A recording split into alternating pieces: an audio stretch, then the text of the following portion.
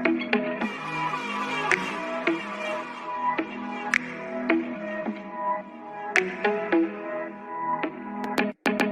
ride me, catch about me, go get out me, yeah. Shawty, I'm a riding G, I'm a dying piece, I'm a ride.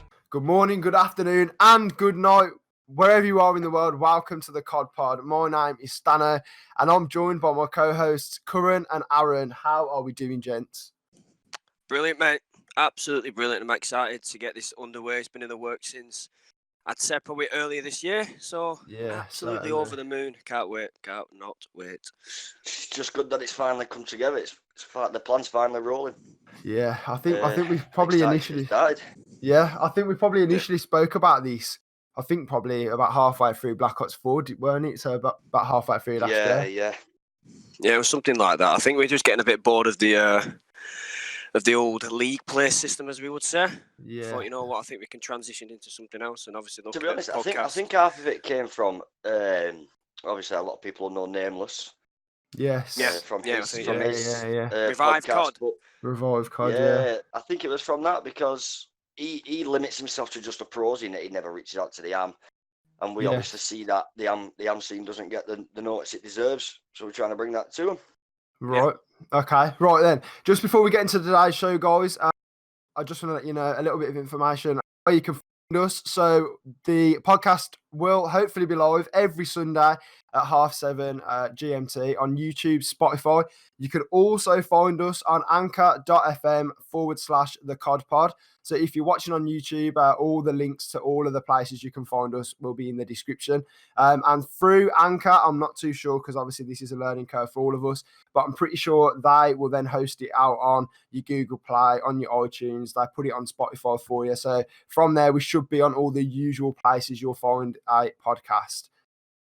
So if you are watching on YouTube, make sure to hit the sub button, get the bell on, and I hope you enjoy. Yeah, I think there's like a little bit of background, like why we actually started the podcast. So I think it's a little bit interesting if we actually tell them what our aims and objectives are. So if anything, like if I have actually missed anything, just jump in and let me know. Yep. I think it's the case of obviously going off Nameless again.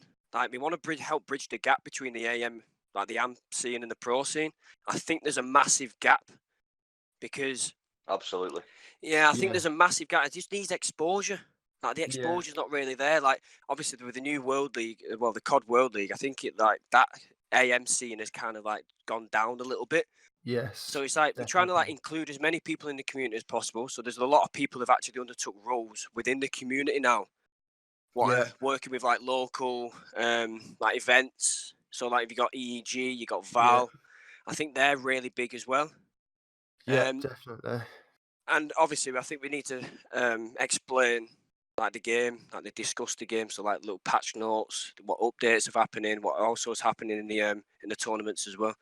Mm-hmm. Because I just believe that the COD community has so much more to offer in terms of like promoting positivity. Everyone has a voice, and obviously it deserves to be heard. Yeah. And I think that there's loads of like different journeys that people have been on, and I think it's interesting to find out what your journey, and also Aaron, what your journey is as well, in terms of where have you come from, and how we've all met and stuff like that. Yeah, definitely. I think one of the biggest things that done it for me about starting this podcast, like we said, there's a big gap in between the AM scene and the pro scene. And I think Scump said on one of his streams not so long ago that, you know, that there's probably AM players out there that don't even know about game battles, maybe that potentially could be the best players in the world. But just because they haven't got that voice, they don't play with the right circle of people, they'll never, ever, ever get found. They'll never come across game battles. They'll never come across competitive COD. And that talent's lost. And obviously, we don't want that to happen. We want people to, have a platform to come and talk about their experiences. And through that, hopefully, the right people listen, the right circles are listening. And through that, we can take people's careers to a different level. So on that note, absolutely. So on that note, then, how did you kind of come from your background into competitive Call of Duty? Well, if I'm honest, I'm thinking back now. Probably, I think the first Call of Duty I ever played was Call of Duty 4, so that would have been the original Modern Warfare. And that was my next door neighbour. And just playing against him and his friends in private matches and stuff, I was, I got a sense of, I'd always come bottom. I was probably like 5, 6 years old. I'd always come bottom. I weren't the best. I was awful. But I didn't like the fact. But I didn't like the fact that I was always bottom. Nothing's changed, Aaron. But you know what I mean? Like, I didn't like the fact that every week I would come bottom. So I put time in. I got better. Then, I went back around the house a couple of weeks later and I beat, a couple, finished mid-table. And then as the weeks went on, I then started winning and coming top of these private matches and stuff. And through that, I thought, this competitive thing is good. But at this point, I still didn't know about game battles. And I think a couple of years passed. And then mine's probably is the typical story. I had a friend at school who was already playing game battles. He come and spoke to me because, you're really good on pubs and that. Why don't you come and play game battles? And this was, I think, Modern Warfare 3 was my first year on game battles. And I used to run around with flipping 10 cents thinking I was a god. And, missing all the shots. Watched a few first videos of you. That's it, bro. Yeah, I used to run around with like intervention and that, and I can't remember what the sniper was back then. That fucking gun. Yeah, mate, disgusting. Childhood. Yeah, so that's kind of where I got into comp really. I just used to play S&D game battles. Never did any tournaments. Just did the standard EU ladder. Because I didn't know about I didn't know about EGG. I didn't know about the Val. I didn't know about any or anything like that. And then on the side of that, when I was about 13, I started a YouTube channel called Mr. Danny's Tank. Is what my first YouTube was called. And I think it was a Dazzle capture card. Dazzle capture card. But mine was broke, and everyone at school used to fully trash me for this. But see, you had a Dazzle. This is that I didn't. I literally recorded it off a camcorder. Like word of like. I used to set it up. Yeah. So I used to set. There's still videos on YouTube. But under AC123 UK, I promise you now. Look at the quality. Absolutely horrendous. I used to set up a camcorder. For you boys. Ash used to stand up playing. Yeah. I used to stand up playing. His telly was more or less at his roof. He used to stand up playing. My dad came in, he set up a TV and he put it on a stand on the wall. And when I sat down, because it was like the new, what they call LCDs, were they? Like the old TVs. Like they used to be brand new. So I was like, oh yeah, I got a sick TV for Christmas. And then Dad put it on the wall. And I sat down on my bed and I went, I can't see it. Like we've already put the bracket into the wall, so we couldn't move it. So I had to stand up. I swear, the calories I burned, mate, unreal. I used to stand up, and play games, and then my camcorder I used to use like a little camera. It wasn't even a camcorder; it was like a camera. What we used to take on holiday, and used to wait until my mum and dad had gone to work, and then run in there and get the camera to record the game, and then take it off the SD card as quick as I could. That's class. Yeah, so that's literally. I got into YouTube and that. Yeah. I think my first was actually what was called an easy cap, is what it was. So you used to just plug. I'm sure the easy cap went straight into the back of your HDMI port on your PlayStation or your Xbox. I don't think I had HDMI. I had was it component? Yeah, component. Like yeah. The three things. With the RG, with the green. Red was it? I don't know, because some of them had like green, blue, yellow, and all that other stuff, and some just one. And I think it was red, yellow, and white. But yeah, so Easy Cap was the one I started, and mine was broke. So whenever I recorded, the bottom of my video used to have like a pink like noise bar. Do you know, like when your TV, like you just turn like an old TV on and it goes like all black and like starry and that. Yeah. Imagine that, but with like a colour running through it, so it was like pink at the bottom of your screen. So I in the end I ended up getting a Roxio, got better quality, got an Elgato, and then for me, I enjoy doing the whole, but I enjoy interacting with people more than I do just uploading a video and pushing out content that way. And that's kind of why I guess this podcast is something that I'm actually quite excited about doing, because it's not just me on my own recording a video. It's just like having a chat with maybe guests, if not between ourselves. And it's just more enjoyable doing that than sitting there talking over, team deathmatch on Grasna Raid. Oh, So- absolutely. Oh yeah, that was. For me, I took a totally different route into, especially just into COD in general. For me, it goes well back. I started out on the Xbox, and I used to have a mate that lived around the corner. He was called Zach. I'd go around Halo. his house till about 9 o'clock in the morning. I'd at least easily 9 o'clock at night, and we would sit there, me, him, and Master Chief on Halo, and we would kick the shit out of some noobs on that game. No word of a lie. That game gave me some of the best times gaming, but it wasn't the best of best. Now, I still remember the advert for the first ever Gears of War. When it came on TV, the song Mad World by Gary Jules hooked me to that game. Okay, as well. It brought a tear to your eye when you were watching that. And I got that. Me and Kieran used to play together. Yeah. Believe it or not, we used to play with my dad and his mates. Oh yeah, I used to get caught cheating all the time. I used to be that good at the game. Like oh yeah. And he used to come down. They used to text you because Aaron's dad and my dad were best mates. Used to text. He's like, "Oh, he's cheating again." Dad used to go downstairs and pull internet out. I couldn't play the game. Like we would literally destroy them. It gets to the point where they wouldn't want to play with us anymore. And that's what first competitive got me was Gears of War. Yeah. However, Who did we play with? We played with one of the what was he called now?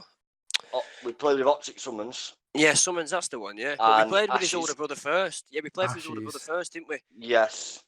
Yeah. And there was a streamer, and I can't remember his name.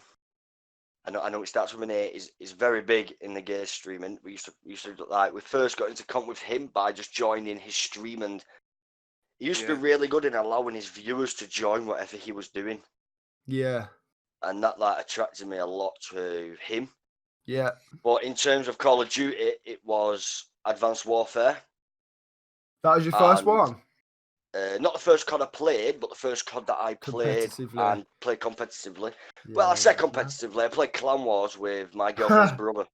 Now, at the time when I was first playing it, I was like, I was thinking we was doing really good. It was just me and him. In Clan Wars, you had to have a team of 4. Yeah. But we used to always join the Clan Wars battles as a team of 2. And I remember these. we achieved top of the world, number 1.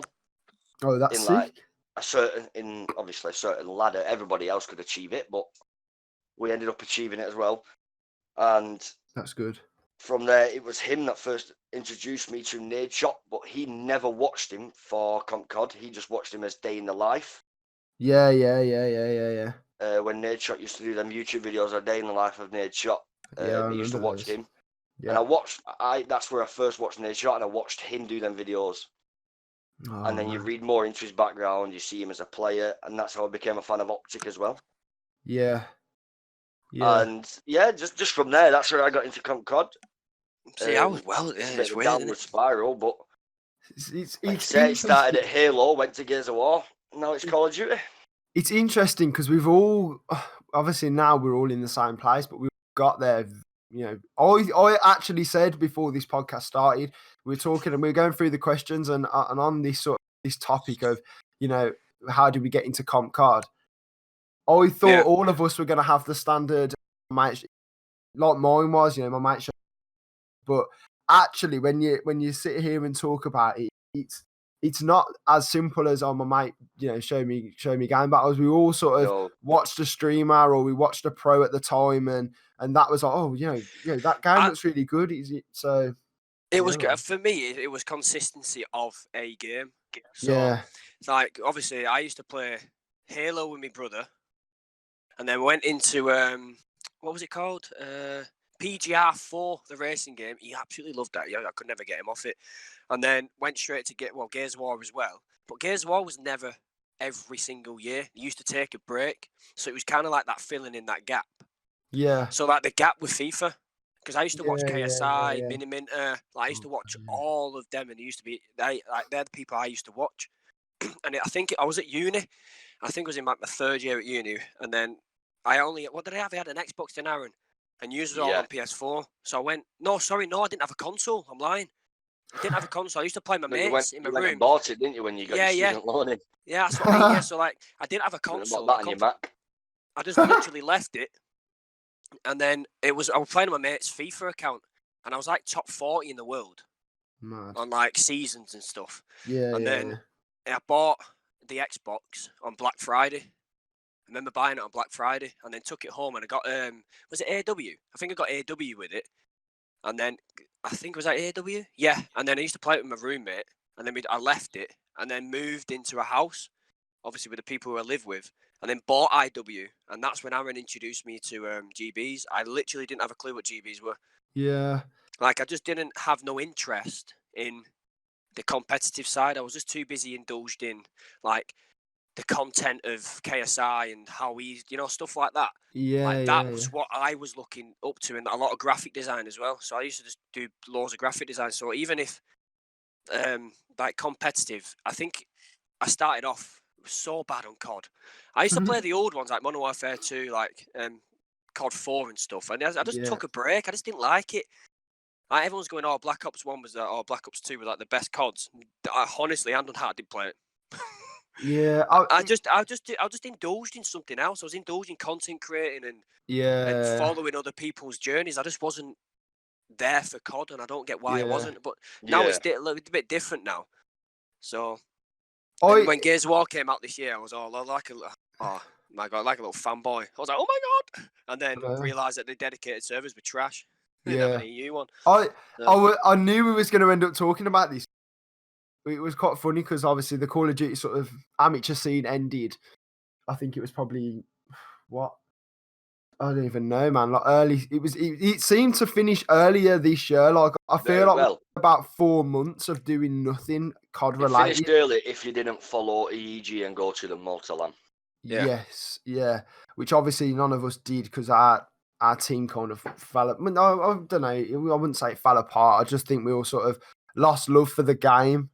After I think it was EEG Online League 3, weren't it? That we I think it's where everyone gets when you see the COD champs finish. I think everyone just goes, that's the end of COD. Yeah, it's an end of COD, and it's like, well, actually, it's not for the AM scene because there's more tournaments actually happening. But people just go, the pros are taking a break, so we'll take a break. And for me, I feel that 4-month gap, because I'm victim of it myself. That 4-month gap is where, like, right, that's where you need to grind. Yeah. That's where you need to get your content pushed out. That's where you actually need to start actually finding a team, building a team, and building relationships with orgs and stuff. But that 4-month break, people go, nah, it's all right. And I'm the victim of it. I'm just like, sack it. Where's FIFA at? FIFA comes out in a month. I'll just wait for FIFA and spend loads of money on FIFA points and then let it collect dust when COD comes out. Yeah. So I spent probably like 300 quid on FIFA points and I don't play it. Well, it's what we did. We went and got the Xbox, didn't we? Yeah. I was just about to touch on this. Xbox for Gears of War, just to fill in the gap. That's what we've got, and I've not even got my Xbox plugged in anymore. Like a part of me, like I know that this is like the COD Pod and that, but I actually really enjoyed playing Gears when you got into the game where the servers weren't trash because it was a really new game. It was a new game for me. Like I played it years and years and years ago. So coming in, like I had to learn all the mechanics again. It was a fresh game. I had to learn the spots and the maps and all that sort of stuff. And without going too much off topic, like we just said, we all spent the money on a console. That's not cheap. Then we bought the game. Then we got like live for a year.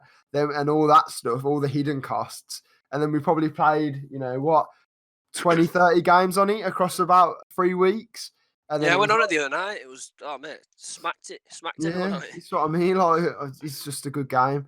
But yeah, like I find it interesting that you two both got into Comp COD on Advanced Warfare because I was IW. Aaron was right. So yeah, I was an IW. So that's where me and Aaron were doing like doubles. And then I think he had his missus' brother in it as well. Ben, was it? Was it Ben? Yeah, Ben. Yeah, so it was just us three, and we just like it was decent on the ladder. Like a lot of people, but I didn't know anything. I did know a little bit about like the pros. I did a little bit, I used to then, because Aaron introduced me to like the Twitch and stuff, and like watching the streams, and then I just got hooked, like full on hooked. The personalities of some pros just hooked me. Going back to the streams, it's been a while since I've sport now, but from when I was coming up, the gay stream, if anybody does want to check him out, it's called Ace Dolo.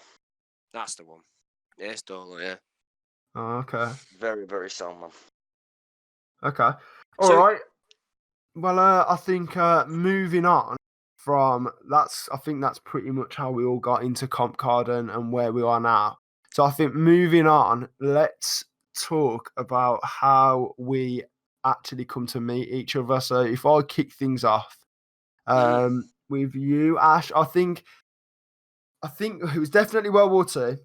Yeah, 100% World War II. It was Mike. I was playing a ranked game because we met through a mutual friend that we I no longer speak to. I don't know whether you speak to him occasionally. But I was playing rank play on World War II.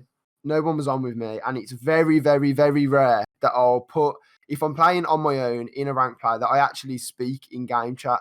Like most of us will just join a party on our own and sit there in silence. But I thought this one day, and this is where like fate and things like that. This is why I do believe in, because it's just mad. Where we are now, how long we've known each other, just because of this one day that I decided to get my mic in game chat, and I spoke to Mike, who is our mutual friend, and we was both like, yeah, man, like we got on like really well. Both of us having a really good chat, playing some games. And he was like, oh, I'm going to be going off in a minute. And I was like, oh, don't go off, because, my other mate, which is Smithy, who hopefully will get on the show in the next couple of weeks, he was actually just about to jump online. So I said, hang on, because if Smithy jumps on, Mike had told me he was interested in playing game battles and doing all that stuff. So I was like, if Smithy comes on, let's have a chat. Let's see if we can all, get together and arrange a time to jump on and play.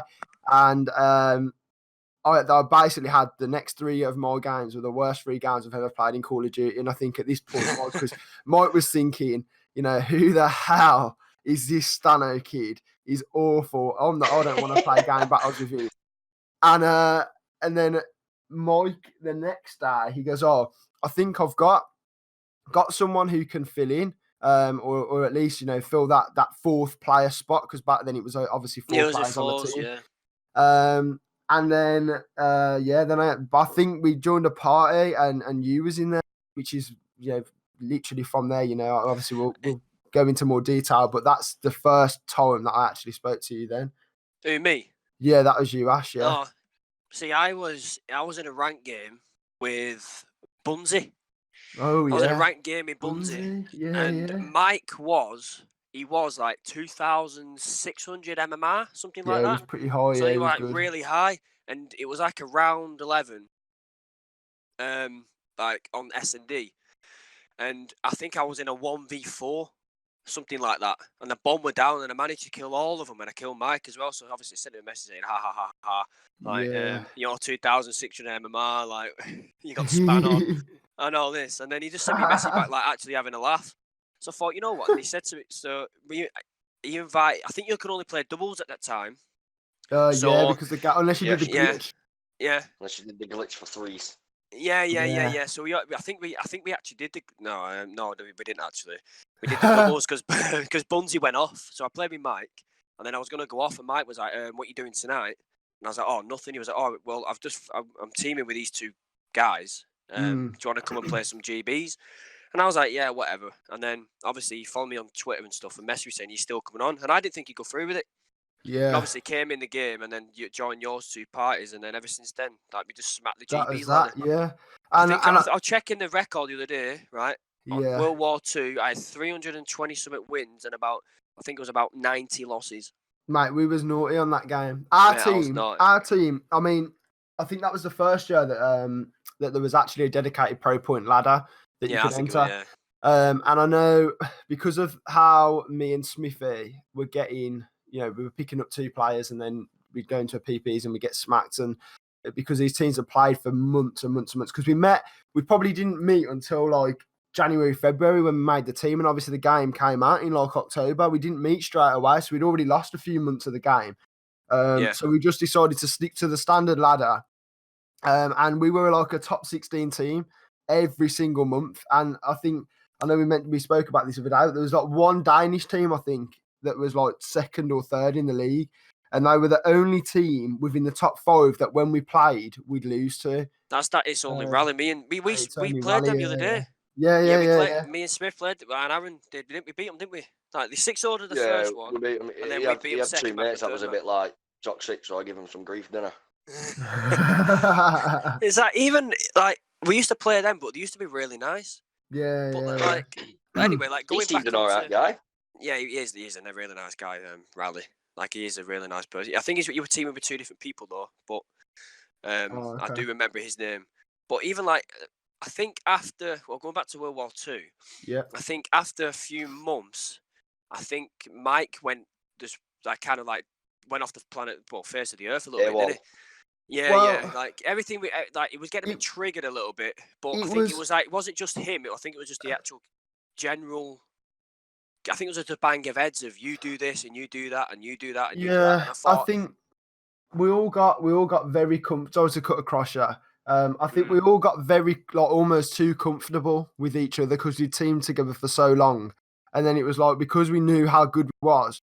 When we did get beat, and it was because someone made a mistake, everyone would say it out loud, and it got to a point where like me and Smithy went down to see Mike, and we had a nice weekend down in down near London somewhere, Guildford. It was around that area, so it was quite really nice area, and it was great to go down. And the first person I've ever met in real life through gaming and stuff was Mike. Obviously I've not met you two yet, but hopefully over this Christmas coming up we will do. Absolutely. But yeah, so me and Smithy went down to meet him, and then it was like after that we kind of come back, and then it just got a little bit toxic, I think, when we was playing, and we lost a few games, and then it was like, you know what, boys, like, me and Smithy couldn't be bothered, so we started playing Fortnite, and I think you and Mike carried on playing for the rest of World War II. And I don't think I didn't. It was different. Like I was in Wales when you went down to Mike, so I think the initial plan was to play 4s. All of us meet. Yeah. But then obviously I got booked to a surprise Wales trip. So I had to go there.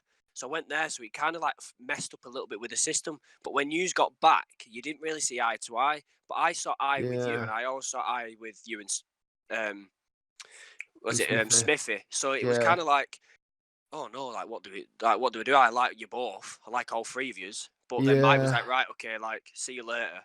And then that's when I got Aaron in. Yeah. And then we got Aaron in, we had the 4s. And then the game didn't happen. No. I don't think the way it that's happened right. with me was I tweeted out that I was looking for a team. Yeah. I was dog awful on World War II. Absolutely awful. Now, I still tweet out because I still want to play Cod because pubs is boring. I can't play pubs. So, anyway, then Stano commented on my tweet saying we'll run freeze tonight. So because he didn't know your team and me. Bro, and then at the time, you was at Future Current. Was it? Yeah. And you said to me over DM, you said, Future, you can't, you love the guys, they're really good, but they play every day, like throughout the day and night. And because you've got commitments to uni and stuff, you couldn't do that. They was planning on going Malta, you couldn't do that. So I said to Stano and Smithy, look, I've got one to come in. Mm-hmm. And then said who it was. No word of a lie, Smithy's first reaction was, not a fucking chance. Yeah. He thought I had beef with him. Mike's grudge with you. Yeah. And I think I spoke to you beforehand, and I was like I ain't done anything. Well, Stano was all for it. Yeah, because me and Stanley used to speak. I never used to speak to Spiffy. The thing is, like me, you've played with me and Ash now. Obviously, you've known Ash. Obviously you live in the same area and live around the corner, so you've known him for ages. But you know that we're not the type of people, one, to hold a grudge, and two, to actually fully kick off. Well, Smithy can't be wrong. We're not the type of people to actually sit there and grill someone heavily to the point where they just turn the PlayStation off and be like, I'm done with it. Whereas like Mike and Smithy are like Yeah, they will yeah. grill you. So it would, like them two would kick off in a game, and me and Ash would just be like afterwards. We'd have to sit there for like half an hour and have a chat After after the school, game. just to be like just to iron it out. So like I never had any beef with Ash when the World War II season ended, but I seen your tweet and I messaged that, and then you know when you go on like someone's Twitter page and you can see like your mutual follows, like who you follow, and you know your friends, a lot of mutual friends on Facebook, and Curran was one of them, and I was like, what the fuck? I was like, how does he know him? So obviously me and you got speaking, Aaron, because obviously like, Well, at we first, wanted to pick like I you say, up. at first, I never said how I knew him. I just said I Yeah, knew him. yeah, you just knew him, yeah. Because at first, in the top of my head, I was thinking, obviously, me and Curran are best mates, so I was thinking, you know, if Smithy or Stan might try and do dirty on his name, a little text across, you know what I mean? You used to know that at the time. But as I say, you were sweet with it, apart from Smith. I was fine with it. I remember seeing, like, obviously at this point, I would have added you both now on PlayStation Friends, so I could just join either of your parties. And I remember coming on, and Smithy was on. Smith, we got no other options, man. I was like, you know, you need to iron out your shit with Ash. Aaron's a good guy. Like, this is gonna bang this year, man. You just gotta drop your ego a little bit and you know just come and chat, like, talk it out and see what the beef is. So like we joined, and I just stayed quiet, bro. I wanted it to be as awkward as possible. Like I just joined it. I didn't even say hello, man. Like I just joined it and I just sat there. Then Smithy joined, and then I think Smithy was like, all right. Like he just like said one word. He just like, all right, expecting it to kick off. And then obviously me and Aaron started talking, and obviously like, yeah, I think Ash and Smithy must have spoken. Realised that there was the thing is that I though. went into it blind. I didn't have any beef with you or Smithy. So Smithy having beef with me made it awkward on his part and your part. But for me, I was like, you're right.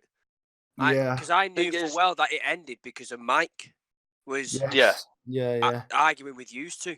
Yeah. And I left on the basis that I couldn't be bothered with it, and also I got a better opportunity to work with Connor, with Future as well, and they helped me a lot as well in terms of like getting myself out there and get my name out there. And so I owe a big thanks to him as well. And so yeah. Well, that is it, man. Like, I mean, hopefully, like, I know you just.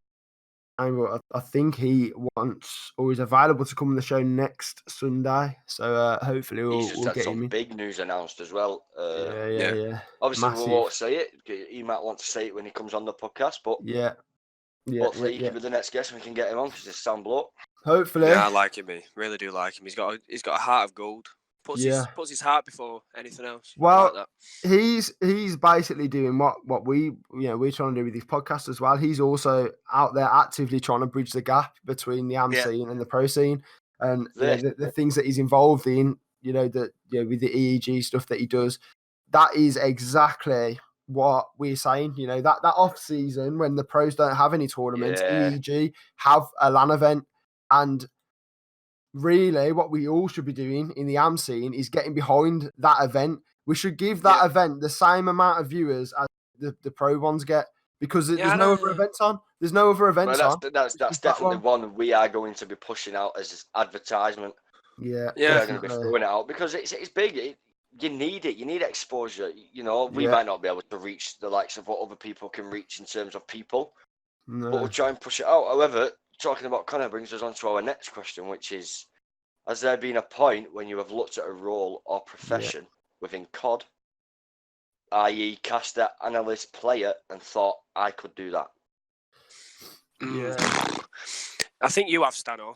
Yeah, I'm going to kick this one off, I think. And what spurred me to originally make my first YouTube channel and get into competitive Call of Duty and all that was watching Nadeshot.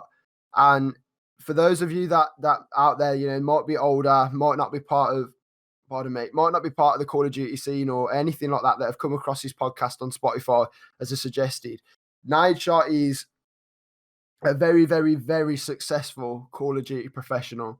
I think he's won various major tournaments. I haven't got the exact numbers to date and all that sort of stuff, but won loads of tournaments professionally. Helped build what was probably one of the biggest dynasties of an organisation within Call of Duty, one of the biggest teams.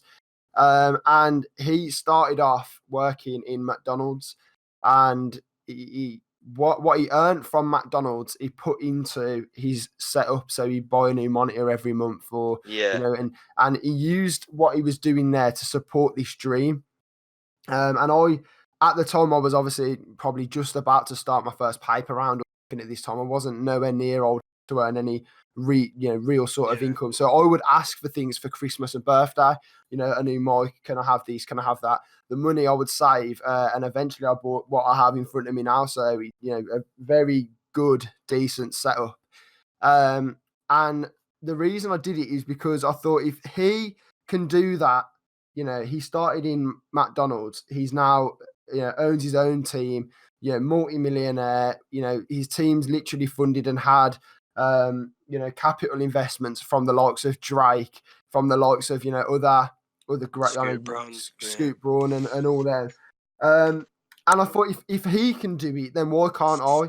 Because at the end of the day, all it comes down to is like work ethic. If you put in the time, if you promote yourself, if you act professional, like what's the difference between you and them?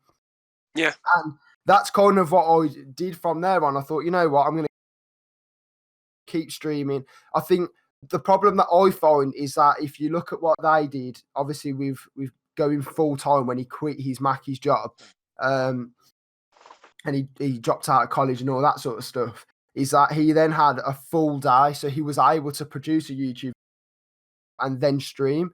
Whereas, you'd have to excuse me, guys, I just getting over a cold. But I've lost where I was now. So what was I saying? The Nadeshot, you got a full day. So he would have a full day to make his YouTube video stream, whereas me, I have to almost juggle between the two. It's either do I focus on streaming and build that side of my brand, or do I focus on the YouTube side? And as I mentioned at the start of this podcast, actually, interacting with people is what I enjoy doing. It's one of the biggest reasons why I want to get involved in the podcast, why I stream, why I do YouTube, is to meet other people than the people that live on my road or whatever. Yeah. And we're all interested in one thing, which is Call of Duty, or streaming, or all of us will have something in common if you join that stream. And that's kind of where I'm at. So Nadeshot really was the person that I looked up to when I was younger and thought, if he can do it, why can't I? Aaron, what about you? For me, I'm going to pick out one of the options we said in the question, which was caster, analyst, or player. Going from the Black Ops 4 season, I believe I'd be a really, really good analyst. Yeah. Yeah, you do know a lot about the game. I give you that. As we're going into the Black Ops 4, I still wasn't good enough to be part of a team in that game. Mm-hmm. I'd have the commitment, I'd have the know-how, I just couldn't do it. But I wanted to. That's why I carried on. I pushed to try and do it. It comes to a point where I knew, as a team player, I was holding you guys back. And I chose at the time, none of you kicked me out. I chose at the time to step back and allow you to bring somebody in. Yeah. And I said I'd like to be you guys' coaches. Yeah. Yeah. Now, I did that for a bit, and I just believe that I see the game, and different players, different roles, a lot better than others. You do watch a lot of COD, though. Yeah, and I think that benefits when you watch a lot, because I even watch, people's streams that you won't think of watching. Yeah. I watch Crim. I know a lot of people watch Crim, a lot of people watch Scump. So if anyone needs a coach, you know where to used hit to watch up. Kenny when he was first promotion. coming up to TK, Gino, Arcetes. You watch them all because they're all different roles. They all play differently. Yeah, you used to say some COD players to me, and I'm like, who? And you're like, oh, have you not heard of him? I'm like, no. Why would he hear I've about always been that one optic? player that would always back Karma up. I could never say a bad word about him. Everybody, even all the Optics fans, used to give him a lot of grief simply because his stats wouldn't add up to what he was doing. And I've always said, even playing in the AM scene and coaching you guys, stats don't mean nothing. You could go And Smith, to be fair to Smithy, I know he's not on the podcast to speak himself, but he said it this year. He said he don't mind someone going 2-6 in an S&D as long as them last 2 kills are around 11 and you've clutched up. Yeah. You know, it's all it's not game just that. situational, innit? Going back to the analysting stuff. I just believe I see, like, because I researched the maps as well. Like in my head, I know a little strat what I'm doing. I think that sometimes as a player that's bad in terms of I don't let you guys know what I'm doing half the time, but Yeah. I know what I'm doing. Yeah. You know, and I think especially when you try and break games down at the end, like we've done it plenty of times. We've watched champs all together while we're in a party. When the game ends, we'll mute it and we'll talk about it ourselves rather than listening to the analysts and the casters. Mm-hmm. And then when you watch it back, we've basically said the same things as what they're saying. Yeah. Yeah. Because we see the game exactly the same. Yeah. There's a difference between playing a game and understanding a game. Yeah. Like you can, for me, it's like even if you're playing football, it's like you can play it, but if you don't understand it, then you won't be able to improve.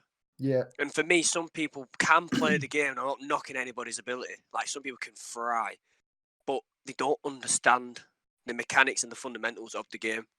Yeah. And it's like you could go 40-1 in a hard point, but spawn them, but because you're pushed too far up the map. Yeah. You give them spawns, and it's them little things what you need to tweak in relation to like bridging the gap between playing the game and understanding the game. So yeah, I think I completely agree with Aaron. I think Aaron does actually have a lot of knowledge. We've always said this. We've like, always said it. You just said things like what are not like related to COD, but nobody really knows. It's like fun facts with Aaron. Yeah, I think I mentioned to you, Ash, the other day about Aaron. Yeah. And I said to you, I was like, some chilling in a party, and Aaron will come out with, remember back in Black Ops 1 when Nameless did this on this map? And, it was a madness. I just seen that video on YouTube, and me and you will be like, how do you remember this, bro? Yeah, and I'm like, we don't play it. And it's not even like a mad play, like he's done a 360 no scope and trick shotted someone across the map. Like it's just like, I don't know, he threw a nade through like a certain window on a map that was just like no one knew about. Like Aaron knows that. Aaron remembers that, and me and you were just like, nah, bro, I don't remember that. I think mine is just I like things looking good.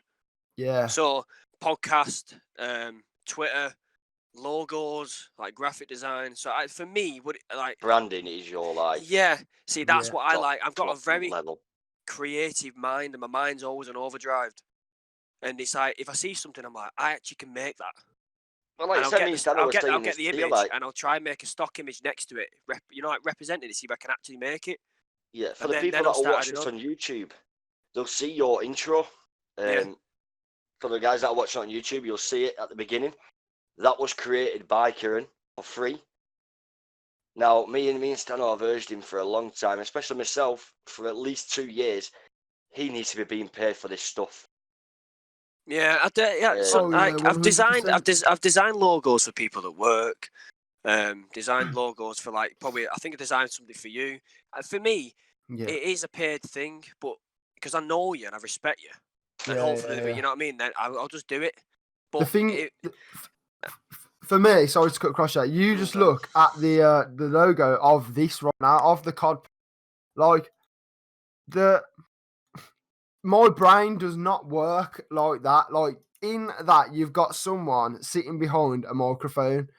Like, it looks class, but like it just doesn't work. Like my brain would not have done that for the COD Pod. I would have started looking at, a figure of a Call of Duty, like, soldier or something like that, and and it would have looked absolutely trash. But that is perfect. It's like it's really clean. There's nothing like there's no lightning bolts or nonsense coming out of it. It's just fire.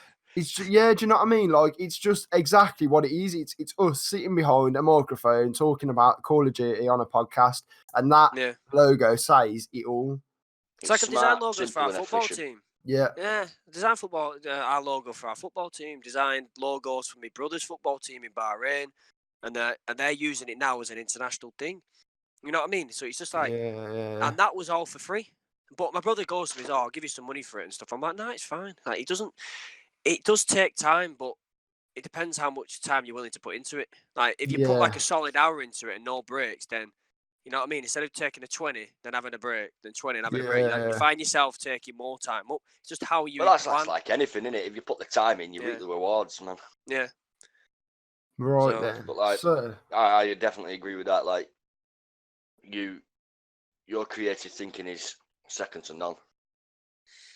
I just watch a lot of YouTube. I watch a lot of people. That's what I'm interested in. I mean, I watch other YouTubers creating stuff. That's what I like about it.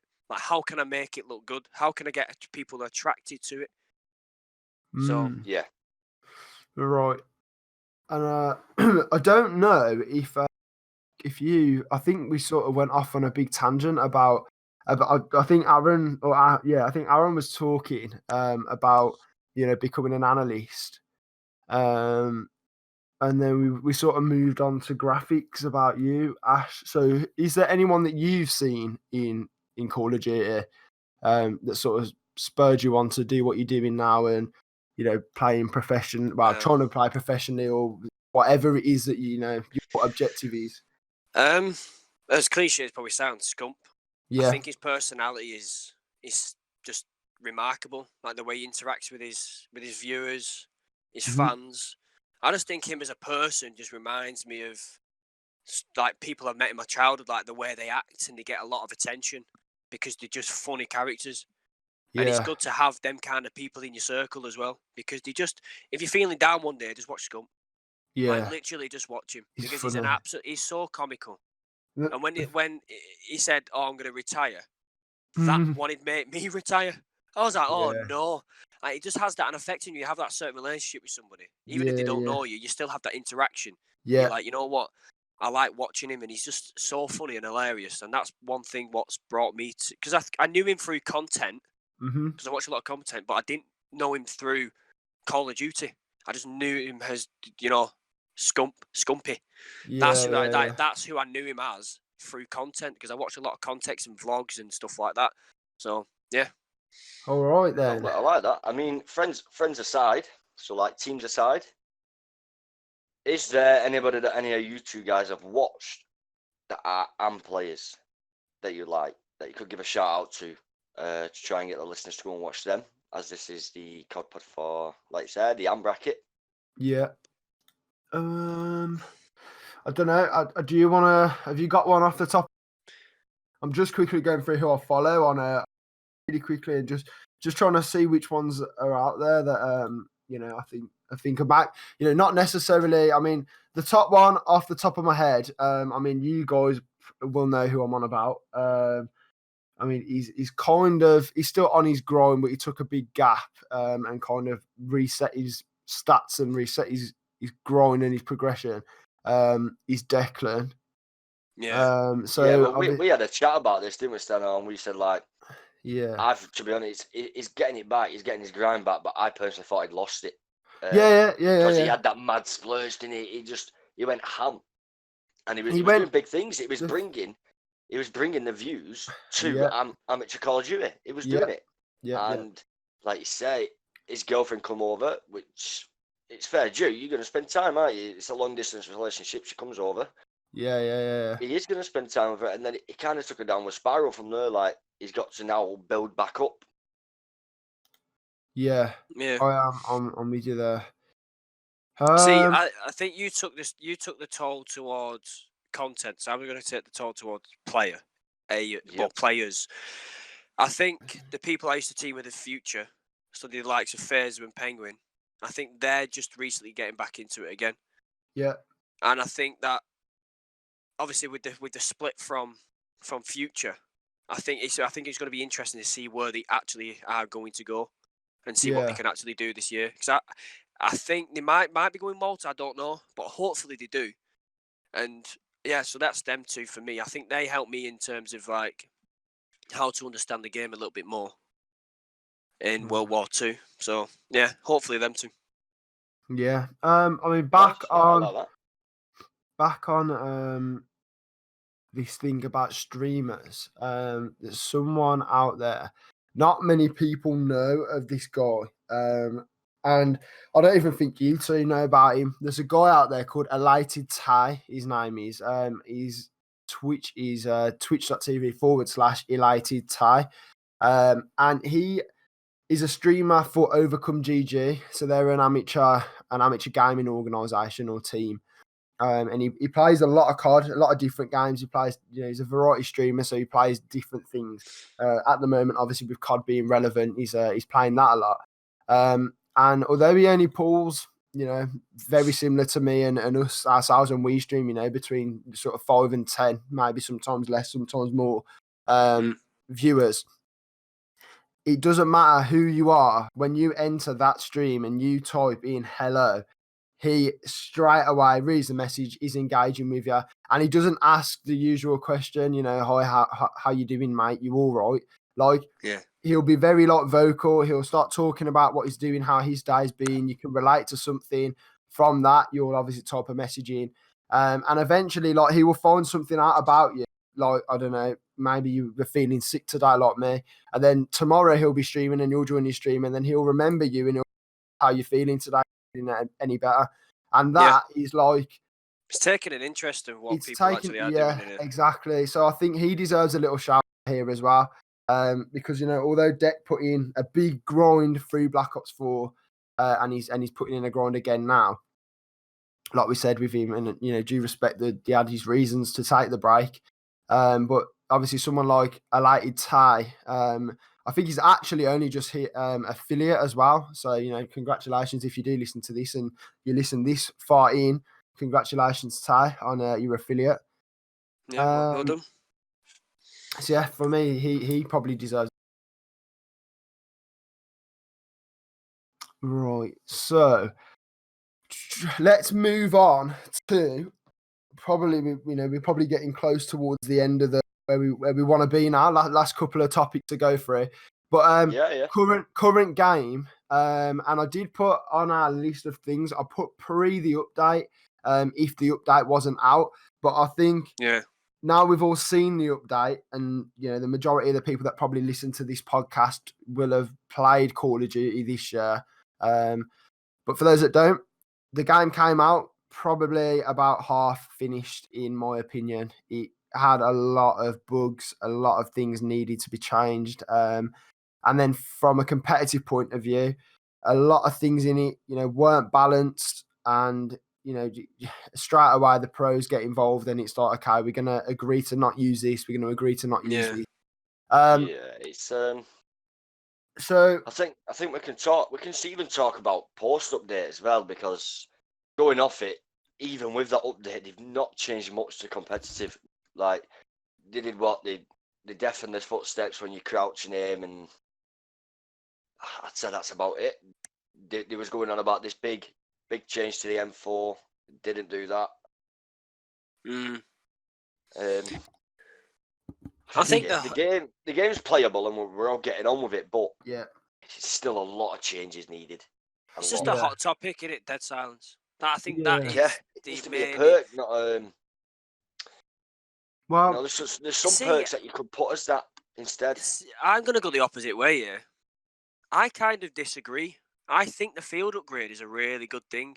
Yeah. Like, I think it's new in relation to what you can, how you play the game. So if you're in a round 11 S&D and you've, you know what I mean? Like, you can pop dead silence. Like, just imagine hearing somebody's footsteps and then popping dead silence and they're thinking, oh, wow, like, where have they gone? Yeah. You know what I mean? So it kind of like plays on the brain a little bit. I get where they're going with it in terms of like dead silence should be a perk, it should be this, it should be that. It's because it's sometimes, as the old saying goes, like, people aren't used to change. Yeah. Like, if you can't, you have to adapt, and if you're not adapting to change, then you're not going to get anywhere. And I think that the field upgrade in terms of dead silence, I think it's good that you can make a play based on IQ. Yeah, before you could literally just go round the other side of the map and try and make a play that way. Now you've got to be a little bit. The communication's got to be better in terms of, right, where are they, how far they pushed up, etc., and then go and make your play off the dead silence you're going to get. But I think it should be. Do you think it should be every round though in S&D, or do you think it should just be popped up when it's? I think it should get at least You know what I mean? I play like get dead silence once every You should round. you should get dead silence every round, purely for the fact that it gives you the option to make a flank or make a certain play every round. The problem with See, it being if you're going to say make it every round, it may as well be a perk. No, because you can no, take because it because runs out. It runs out. So like you've got like Yeah. kill streak. You ever heard of like a panic streak?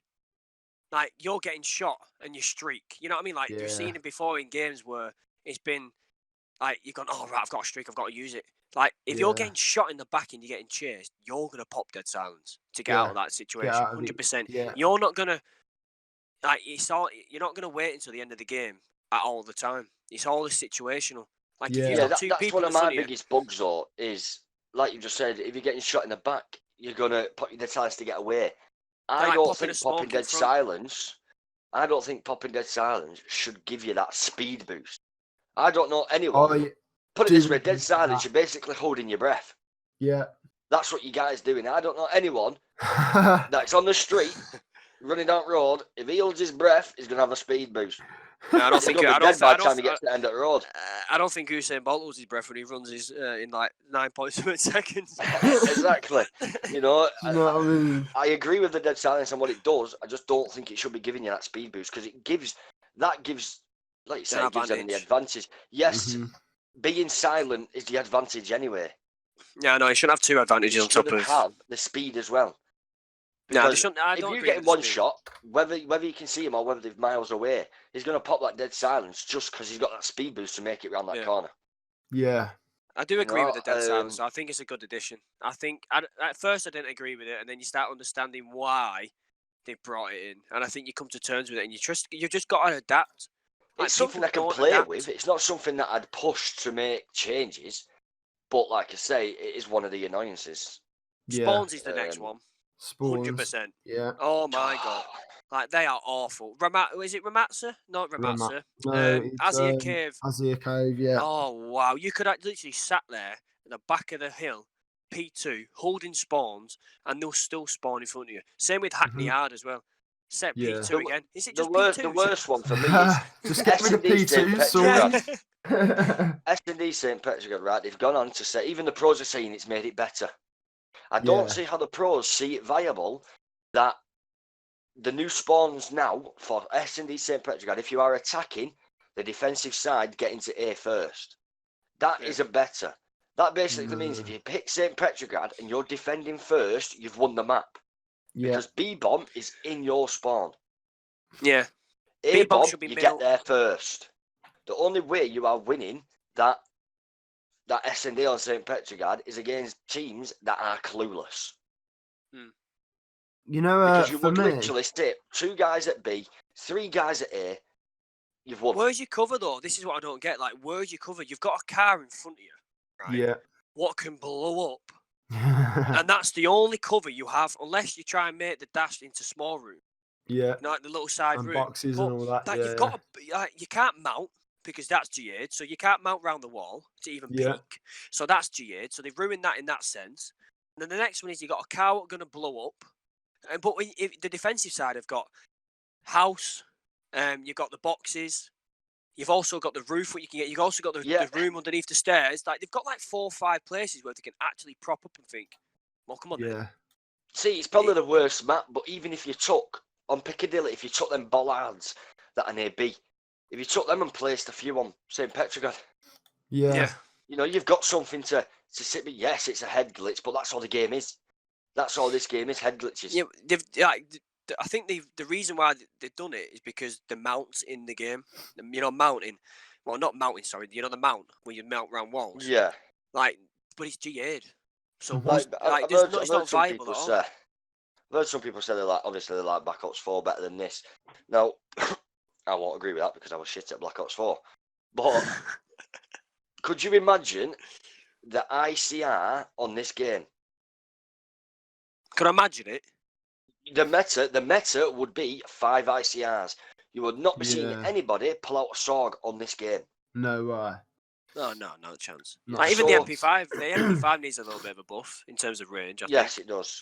Oh, I think they MP7. need to make another one as well. I don't think they need to just do MP5. I think it needs to be either MP5 and MP7, or the No. AUG, the P90. Just Well- make another one viable. On that note, I have recently. I obviously when I'm playing with the team and that, obviously I'm the AR player, the assault rifle player, using the M4, but I've started using the AUG on pubs. So I know it's a completely different ground, but that's had I think it's a range buff that it's had on it.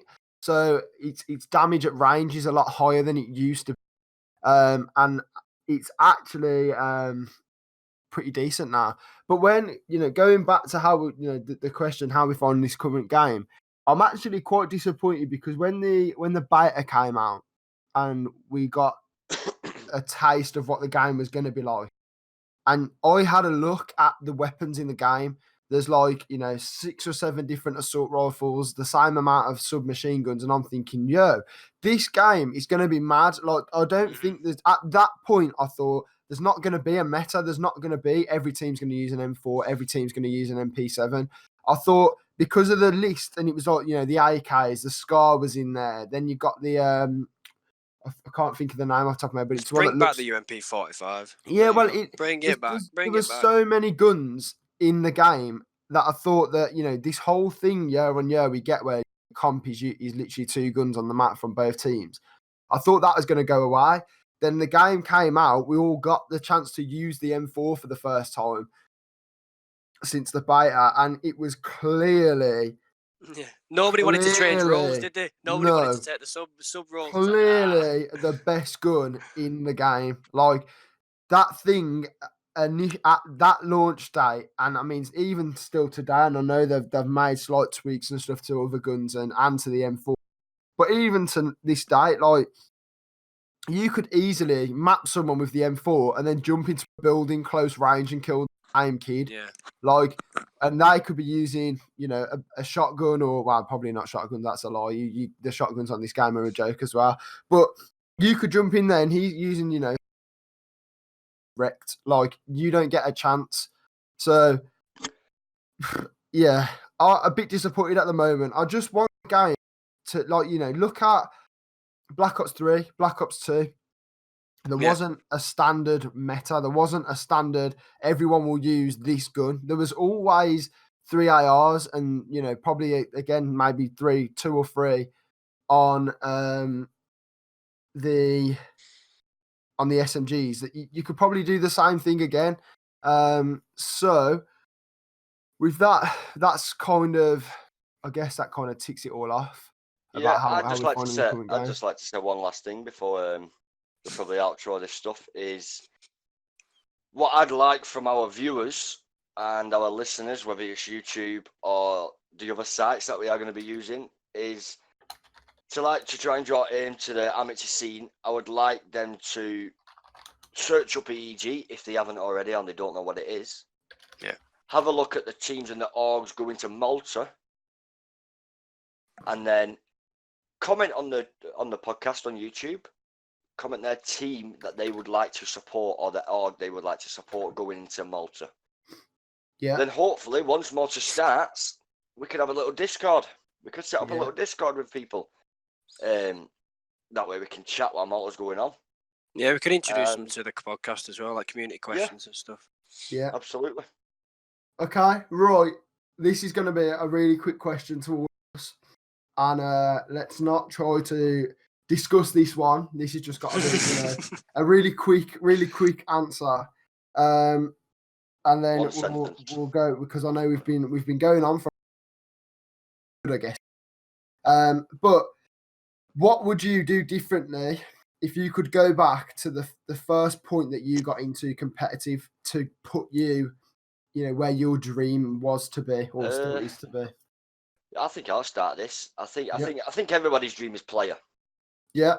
I think that is everybody's number one go-to. What I would do differently is stick out as a team a lot more.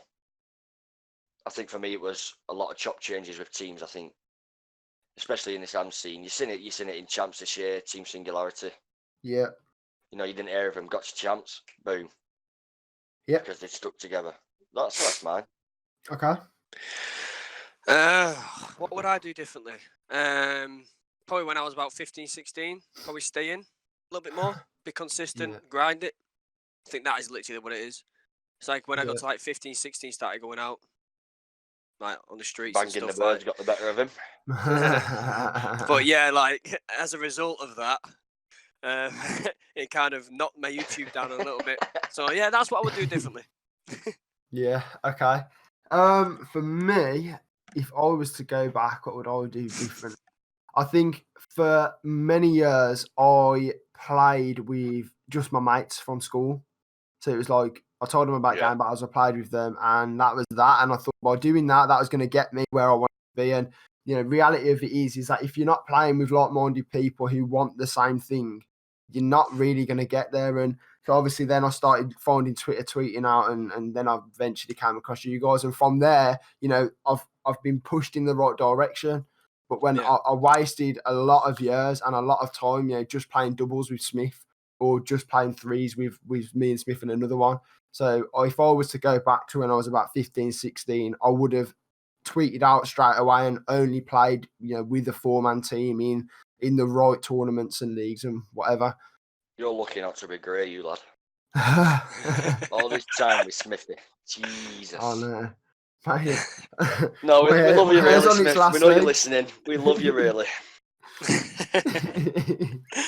Right, wrap it up. I need a drink, toilet, and that. Yeah. Go okay. on. Right then, guys. So that is going to be the end. I can't believe I'm actually saying that is going to be the end of the first episode of the Cod Pod. It has been amazing. It has been a good chat. That I've actually thoroughly enjoyed that. I learned something there so that was quite good. But anyway, thank you for listening. We do hope from all of us here at the Cod Pod that we hope you have a lovely day. Make sure to come and join us on if you watch on YouTube, obviously all the links will be in the description, but Spotify also. Make sure to come and listen in next Sunday at 7:30. If you want to get involved, if you want to be on the any of us questions or any of the guests questions that we obviously a week in advance will let you know about. So next week it could be Connor Mez. So if any of you guys have got questions to ask Connor Mez, who is a codcaster for EEG, which all of you guys out there know about, make sure to DM us on Twitter or leave a comment in the section below if you're watching on YouTube, and let us know your thoughts on the Cod Pod. Maybe if we spoke about certain things too long or whatever, give us that feedback, guys, because this is a learning curve for all of us, and obviously we only want to get better. And don't forget to use hashtag CodPod when you do tweet messages to us, whether it be questions, whether it be anything like that. Let's get the Cod Pod trending. So with that being said, guys, I hope you all have an absolutely lovely day, and we will catch you. Big thank you for sticking it out to the end. Yes, yeah, that is we a do big appreciate thing, actually. Yeah. So with that being said, guys, have a lovely day, and we'll see you next week for the Cod Pod.